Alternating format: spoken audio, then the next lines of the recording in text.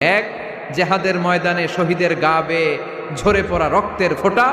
দুই হচ্ছে অনুতপ্ত বান্দার চোখের পানির ফোঁটা। বান্দা যখন অনুতপ্ত হয়ে চোখের পানি ছেড়ে কাঁদে, তার চোখের পানি চোখ বেয়ে নাকের ডগা বেয়ে মাটিতে পড়ার আগেই ওই অনুতপ্ত বান্দার সব গুনাহ আল্লাহ মাফ করে দেয়। সে জিজ্ঞেস করলো, আমার ক্ষমা আছে কিনা?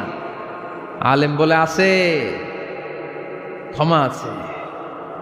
তওবার মতো তওবা কর, তাওবাতান নাসুহা, তওবার মতো তওবা করলে আল্লাহ ঠিকই মাফ করবে। সে এতটাই অনুতপ্ত হলো, এতটাই সে আল্লাহর কাছে ক্ষমা চাইতে শুরু করলো। আলেম পরামর্শ দিল, তুমি যে এলাকায় থাকো এলাকাটা ভালো না, এলাকাটা ছাড়ো, এখানে সব ডাকাতদের এলাকা, তুমি একটা ভালো এলাকায় যাও, ওখানে যে তওবা করে ভালো মানুষ হয়ে যাও। সে নিয়ত করে কাপড় চোপড় গুছিয়ে ভালো এলাকায় যাবে।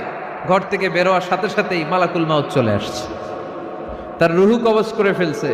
এখন রুহুকে